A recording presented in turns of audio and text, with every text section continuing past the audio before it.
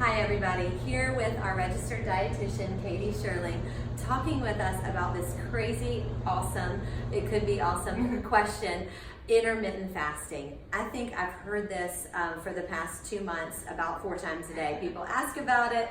And so I just wanted to get Kaeti's opinion. I have my own opinion on it, but I love getting her expert opinion on this, and I thought you would too. So Kaeti, tell us your thoughts.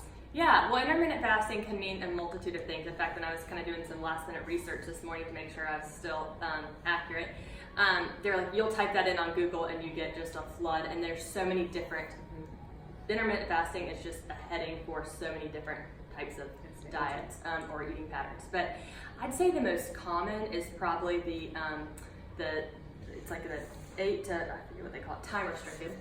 So the 8 to 12 hour fast, which is really what most of us are doing anyway. So we're stopping eating at a certain time at night, and then we don't start eating till the morning again. So unless you're, eating in the middle of the night, most of us are doing this. However, I think what happens is our sleep hours are kind of getting shorter, especially busy moms, people with busy schedules. And so you might be eating it up until you go to bed at 10, 11, 12 o'clock, and then you're getting up and eating breakfast the next morning. So I think the goal to kind of do, start where you are. So if right now you're only getting 6 hours of fasting, let's try to go to 8, then let's 10, then 12. I'd say that 12 is the maximum you should probably go.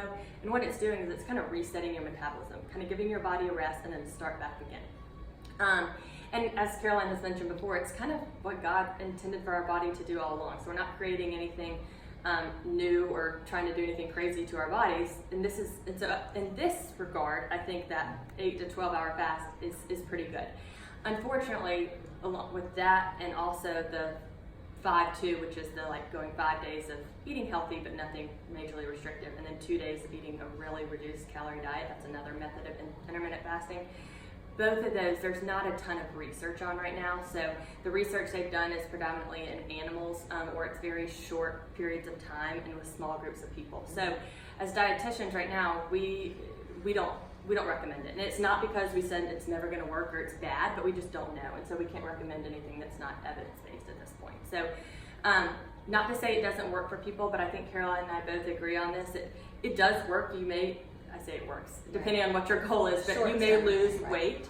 In the short term. Short term, but it's not something that should be, especially from the 5-2 approach and the ones where you're really restricting your body, it could be really dangerous too. So we don't want to do anything until we have a ton of evidence on it and that we know it's safe for our bodies. Right, I think that's a great question. Great answer to that. And if you guys have any other questions about intermittent fasting, about the different types, or what Kaeti or I recommend, please just shoot us an email. We'd love to answer any of your questions. Thank you.